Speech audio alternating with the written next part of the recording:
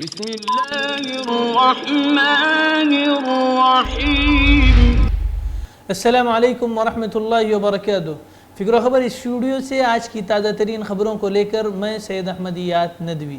آج کے خبرنامے میں دیکھیے گا کہ امریکہ میں کیا کورونا کے علاج میں رنگ و نسل کا تعصب برتا جا رہا ہے؟ گوشت حلال ہے یا جھٹکا اب ہوٹل والوں کو کیوں بتانا ہوگا ضروری؟ کسانوں نے من کی بات پروگرام کا کس طرح کیا بائیکاٹ؟ جعلی کووڈ رپورٹ والے شخص کو عدالت نے کیا راہ دکھائی؟ ساتھ ہی جانیں گے کرونا وائرس پر عالمی ادارہ صحت کا کیا بیان اب سامنے آیا ہے، اور بھی بہت کچھ آج کے خبرنامے میں۔ آپ کو بتا دیں کہ تازہ ترین مضامین اور تبصرے کے لیے آپ ہمارے web site www.fikrokhbar.com log in کریں اور پڑھیں سچے اور تازہ تبصرے۔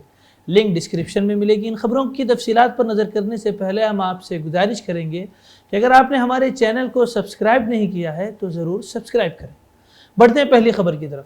ایک امریکی سیاہ فام ڈاکٹر کووڈ-19 کی بیماری کے خلاف جاری اپنی جدوجہد میں انجام کار شکست کھا گئی، بیماری جیت گئی اور سیاہ فام مریض ڈاکٹر کی زندگی موت نے دبوچ لی۔ اس ڈاکٹر نے اپنے موت سے قبل طبی عملے کے تعصبانہ رویے کی شکایت بھی کی تھی۔ یہ شکایت سوشل میڈیا پر وائرل ہو گئی۔ صارفین نے امریکی ہیلتھ سسٹم پر شدید تنقید کی۔ تنقید کرنے والوں نے ریاستی حکام سے اس معاملے کی شفاف تفتیش کا مطالبہ بھی کیا۔ دوسری جانب سوشل میڈیا پر بڑی تعداد میں صارفین کی پوسٹرز کو دیکھتے ہوئے امریکی ریاست انڈیانا نے اس افسوسناک واقعے کی مکمل انکوائری کرنے کا بھی فیصلہ کیا ہے۔ جس سیاہ فام ڈاکٹر نے بیماری اور علاج میں تعصبانہ برتاؤ کی شکایت کی تھی، ان کا نام سوزن مور اور عمر 52 برس تھی۔ انہیں گزشتہ ماہ کورونا وائرس نے اپنے لپیٹ میں لے لیا تھا۔ بیماری میں شدت آنے کے بعد ڈاکٹر مور کو ریاست انڈیانا کے دارالحکومت انڈیانا پولیس کے شمال میں واقع شہر کارمل کے انڈیانا یونیورسٹی سسٹم نارتھ ہسپتال میں داخل کیا گئے تھے۔ یہ تفصیلات سماجی رابطی کے ویب سائٹ فیس بک پر بھی پوسٹ کی گئی تھی۔ ان کا کہنا تھا کہ وہ بیماری کی شدت سے آگاہ تھی اور انہوں نے کئی مرتبہ مناسب علاج کی درخواست بھی کی، لیکن اسے نظر انداز کیا جاتا رہا۔ خاتون ڈاکٹر مور کا کہنا تھا کہ اگر وہ سفید فام ہوتی تو ان کے ساتھ طب عملے کا برتاؤ ایک اور انداز میں ہوتا۔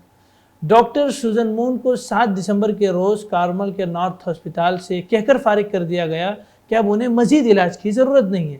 انڈیانا یونیورسٹی سسٹم کے صدر اور chief executive officer doctor Dennis Murphy نے اپنے بیان میں کہا ہے کہ وہ ڈاکٹر سوزن کی موت پر افسردہ ہیں۔ انہوں نے یہ بھی کہا ہے کہ میڈیکل ٹیم کی جانب سے ٹیکنیکل امداد نہ دینے پر یقین نہیں ہے اور مراجعہ کو فراہم کیے گئے مکمل علاج کا جائزہ لیا جائے گا۔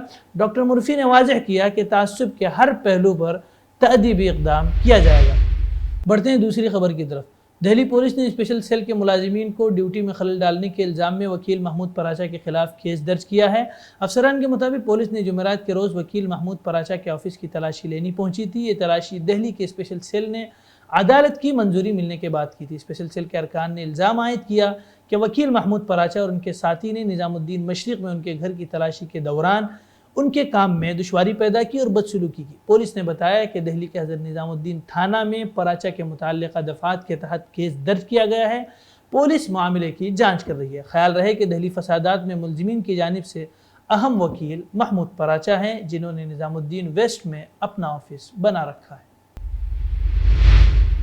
بڑھتے ہیں تیسری خبر کی طرف۔ بی جے پی کی زیر قیادت جنوبی دہلی میونسپل کارپوریشن نے ایک تجویز کو منظوری دے دی ہے، جس کے تحت اس کے دائرے اختیار میں آنے والے ریستورانوں اور گوشت کی دکانوں کے لیے یہ ظاہر کرنا لازمی قرار دیا گیا ہے وہ جو گوشت فروخت کر رہے ہیں وہ حلال ہے یا جھٹکا ہے۔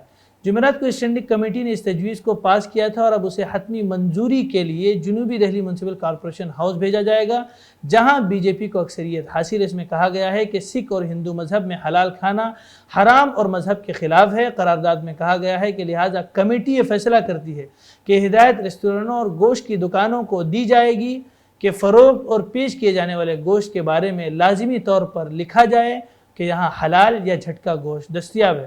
قرارداد میں مزید کہا گیا ہے اگرچہ ان ریستورانوں میں تقریباً 90% گوشت پیش کیا جاتا ہے، لیکن اکثر یہ ذکر نہیں کیا جاتا کہ یہ حلال ہے یا جھٹکا۔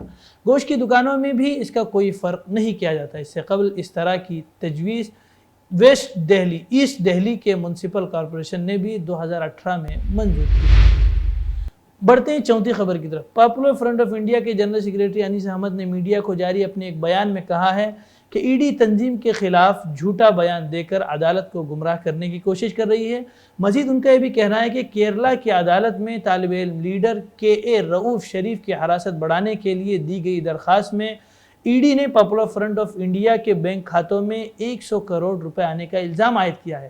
یہ الزامات بالکل بے بنیاد ہیں اور اس کا مقصد عدالت اور میڈیا کو گمراہ کرانا ہے۔ ہمارے بینک کھاتوں میں پاپولر فرنٹ کو جو بھی فنڈ موصول ہوا ہے وہ عوام سے ملا چندہ ہے جو کہ ایجنسیوں کے سامنے ہے اور پائی پائی کا حساب دیا جاتا ہے۔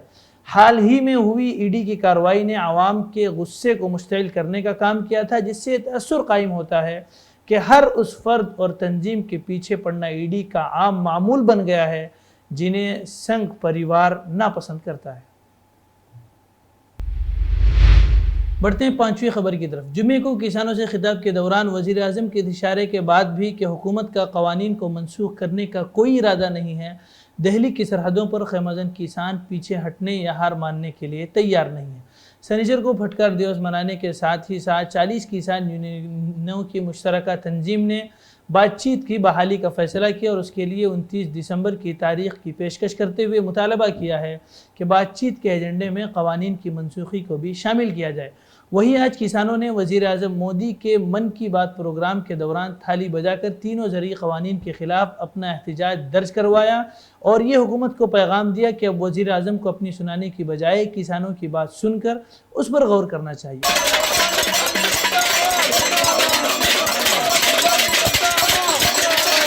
بتا دیں کہ اس ہفتے کے شروع میں ہی کئی کسان رہنماؤں نے ملک بھر کے لوگوں سے اپیل کی تھی کہ وہ 27 دسمبر کو وزیر اعظم مودی کے ریڈیو پروگرام کا تھالی بجا کر بائیکاٹ کرنے میں شامل ہوں۔ احتجاج کرنے والے کسانوں اور حکومت کے مابین اب تک 5 دور کے مذاکرات بے نتیجہ رہے ہیں اور کسانوں نے تینوں قوانین کی منسوخی کے اپنے مطالبے کو برقرار رکھا ہے۔ بڑھتے ہیں 6ٹھی خبر کی طرف۔ کہاوت مشہور ہے کہ قانون ٹوٹنے کے لیے بنتے ہیں اور جو قانون ٹوٹنے والے نہیں ہوتے تو اس کو درست کرنے کے لیے جعلی کاروباروں کا بازار چلتا ہے۔ اسی طرح کا ایک واقعہ مہدیوال کے B J P M L A Rakesh Singh Baghel اور صنعت کبیر نگر کے chief medical officer C M O doctor Hargovind Singh کے خلاف جعلی کووڈ رپورٹ تیار کرنے پر عدالت کے حکم پر دھوکہ دہی اور جعلسازی کا مقدمہ درج کیا گیا۔ یہ واقعہ ہفتے کے روز کوتوالی پولیس اسٹیشن میں درج کیا گیا۔ ایڈیشنل سیشن جج M P M L A عدالت دیپیکانت مینی کے حکم کے مطابق جب ایم ایل اے سے عدالت میں زیر سماعت ایک مقدمے میں ان کی غیر موجودگی کے بارے میں پوچھا گیا تو انہوں نے جعلی کووڈ مثبت رپورٹ پیش کی۔ عدالتی کارروائی اس مقدمے میں آگے نہیں بڑھ رہی ہے کیونکہ پچھلے 4 سالوں سے ایم ایل اے عدالت میں پیش نہیں ہوا۔ حکم نامے میں کہا گیا ہے کہ جب عدالت نے اسے طلب کیا تو اس نے ایک جعلی کووڈ رپورٹ پیش کی۔ بڑھتے ہیں 7ویں خبر کی طرف۔ مرکزی وزیر تعلیم رمیش پوکھریال نے ٹویٹ کے ذریعے اطلاع دی ہے کہ وہ سال کے آخری دن یعنی 31 دسمبر کو شام 6 بجے C B S E board کے امتحانوں کی تاریخ کا اعلان کریں گے۔ ان تاریخوں کے اعلان کے بعد طلبہ اپنی امتحانوں کی تیاری کا شیڈول بنا سکتے ہیں۔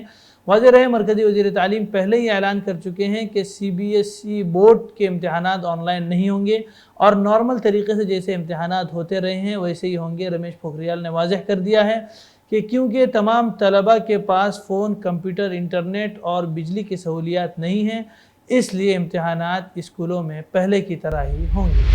بڑھتے ہیں 8ویں خبر کی طرف۔ عالمی ادارہ صحت WHO کے ڈائریکٹر جنرل ڈاکٹر ٹیڈرس ایڈنم گیبرس کا کہنا ہے کہ کسی بھی وبائی مرض سے نمٹنے کے لیے پیسہ پھینکنے کا طریقہ بہت ہی کوتاہ نظر اور خطرناک ہے۔ ڈاکٹر ٹیڈرس نے اتوار کے روز منائے جانے والے پہلے عالمی وبائی امراض کی تیاری کے دن کے موقع پر ویڈیو پیغام جاری کر کے کہا کہ اگلی وبا سے بچنے کے لیے کچھ تیاری کیے بغیر موجودہ عالمی وبا سے نمٹنے کے لیے پیسہ پھینکنے کا طریقہ کوتاہ نظر اور غیر دور اندیشانہ ہے۔ WHO کے سربراہ نے کہا کہ وقت کورونا کی وبا سے سبق سیکھنے کا ہے۔ تاریخ ہمیں بتاتی ہے کہ وبا زندگی کا حصہ ہے۔ وبا کا اثر صرف بیماری تک محدود نہیں ہوتا بلکہ وہ پورے معاشرے پر اور معیشت پر بھی اس کا اثر ہوتا ہے۔ ڈاکٹر ٹیڈرس نے کہا کہ تمام ممالک کو ہر قسم کی ہنگامی صورتحال کی نشاندہی، بچاؤ اور انسداد کے لیے اپنی تیاری کی صلاحیت بڑھانے کی سمت میں سرمایہ کاری کرنی چاہیے اور بنیادی صحت کی سہولیات کو مضبوط بنانا چاہیے۔ ماہرین کے مانیں تو کرونا وائرس ایک وائرس تھا، ہے اور رہے گی۔